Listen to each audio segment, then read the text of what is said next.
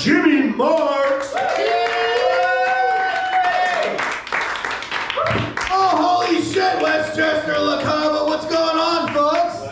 Oh man, we're gonna have a good time tonight. We're gonna tell some jokes. Maybe we're gonna do some impressions. Maybe we'll sacrifice a goat to the devil. I was just out back and I was talking to the goat and I was like, hey goat!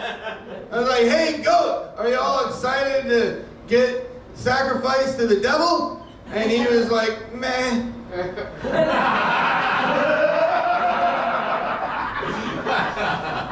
Fucking goat. So, how was your guys' day today? Was it alright? Yeah. You guys have a good day? I had a shit day, man. Like, I was driving through rush hour traffic, and I'm trying to beat this red light, and so I swerve around traffic and I cut this guy off, and he starts honking his horn at me because I fucked up, and I start honking my horn at him because I won't admit it. And so we both get stuck at the red light. We both get stuck at the red light, and he pulls up beside of me, and like he's not happy, he's pretty fucking pissed off, and he rolls down his window. He's like, "Motherfucker, I should kick your ass." And here's the thing. I've gotten into a lot of fights in my life, but the one thing that I know about all my years of fighting is that I'm really bad at it. And I can't talk shit to save my life either. Like if somebody's like, "Hey man, you're a fucking asshole," I'm like, "Yeah, you're a bad person." It's not that intimidating. So yeah, the guy pulls up to me, he's like, "Motherfucker, I should kick your ass." And I'm like, "Yeah, I bet you could, you piece of shit."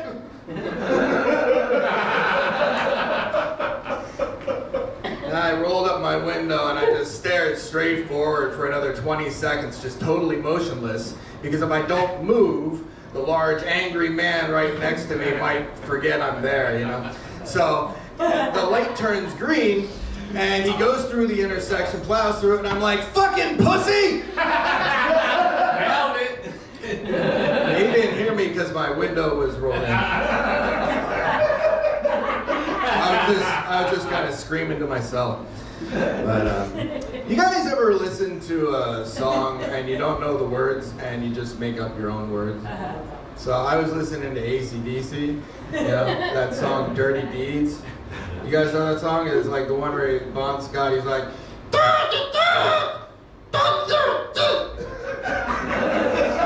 alright, that was kind of bad. Let me try that again.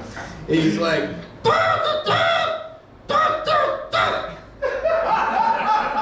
that was a lot better. So I always thought, I never knew what he was saying, and I always thought that they were saying "dirty deeds, Dundergy," because they're Australian. And Australians got weird fucking words. Like, they got words like kangaroo, and wallaby, and didgeridoo. So like, Dundergy kind of just seems to fit, Like, I can just imagine some guy like, "Aye, mate, hand me a packet of darts and a bottle of Dundergy, aye?" So I like making up words. And I think that you can, I want to give you guys a challenge. I want you to take that word Dundergy and just use it in everyday life. It can be a noun, it can be an adjective. Personally, I like to make it racist.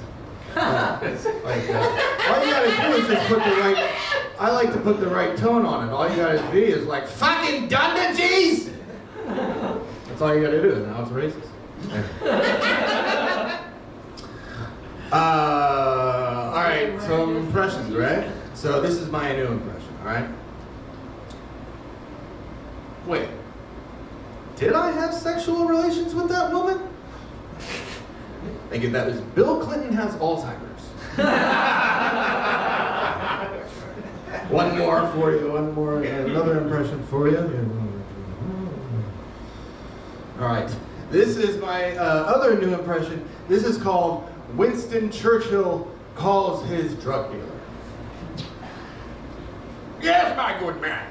I just called your place of abeyance at noon, and now it is 3:30 in the p.m., and you assured me that you would have your courier bring 1 pound of your finest methamphetamine leave within a half an hour or it was free. Yes, I'll hold. Thank you, that was my impression. Winston Churchill. Thank you very much. I got real high the other day, and no wait, there's more. I got real high the other day, and so I started watching the Danish Symphony Orchestra. I'm a fucking classy guy, you know. And one thing that I noticed about watching the Danish Symphony Orchestra, or any orchestra in general, is you never see a lot of hardcore fans at the orchestra. You know, you never see like somebody like all up front like, fucking play Mozart! You know, just one time I would love to see some hot chick out in the audience just flash her tits to the clarinet section. Like, oh my god, I would totally bang the triangle player.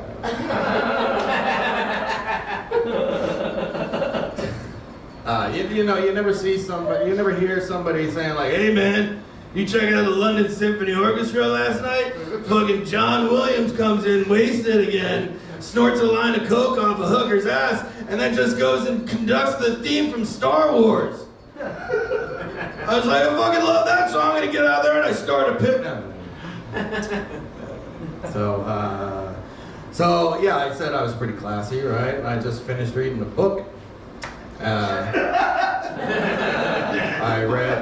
just read the great American novel of Mice and Men. You guys ever hear about Mice and Men? You know what Mice and Men? Great book. Fucking great book by Steinbeck. I thought, and you know, I thought everything was great about it, with the exception of, I just have one critique, and not enough mice. There's only one mouse in that whole book, and he's fucking dead the whole time. They should have called that book of Dead Mouse and Some Retarded Guy. You didn't like that one. No, I don't know the book. Oh, it's a great American novel. It's called Of Mice and Men, and it's by this fellow named John Steinbeck. He also wrote The Grapes of Wrath, which coincidentally also has no grapes. I'm starting to think Steinbeck was retarded, you know? Fucking idiot, you know? So,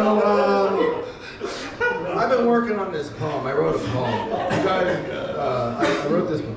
Would you guys like to hear a poem? Yeah. You guys want to hear a fucking poem? Yeah! Fuck yeah! This is the poem that I wrote. It's called The Poem That I Wrote While I Was Eating Doritos and Watching CNN. First, they came for the immigrants, and I said nothing, because I was not an immigrant. Then they came for Rosie O'Donnell. And then I changed the channel, because I didn't give a shit about that either. Thank you. That was the poem that I wrote. Don't sell this on eBay, okay? That's yours. I was watching a documentary on World War II, and there's this fella named Ernst Röhm, and he was the only openly gay Nazi that they ever allowed to be in the Nazis.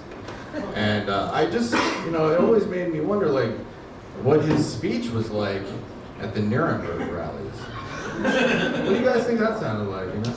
Like, hey guys, I hate the Jews. But I love bratwurst.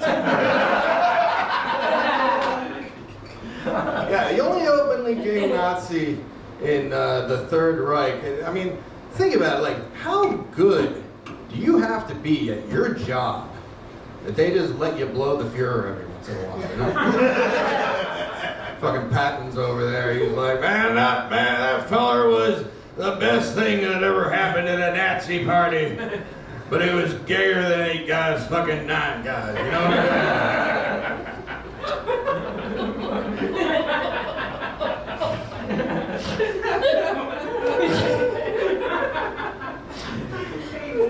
I was thinking about how I got here today, and I was thinking about how all the thousands of people that had to fuck, so I got to be here today.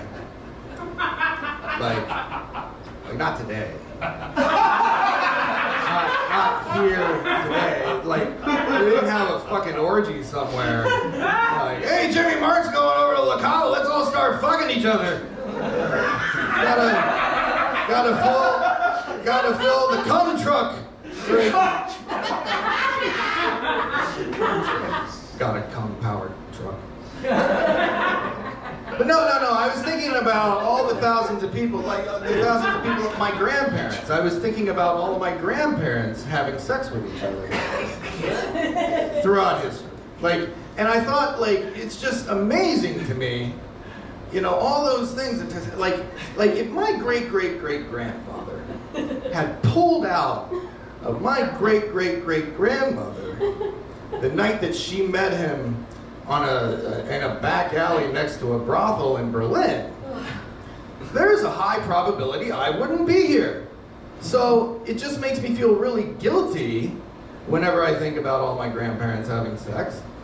Like whenever I jerk off, because of how many lineages I end every time I jerk off. Like whenever I jerk off, it's like there's 500 million dead almost babies that end up in a tissue. It's not fun for them. But, you know, like when I was a teenager, it was worse. You know? Like I could take out an entire civilization in a day. I was like the Genghis Khan of not reproducing.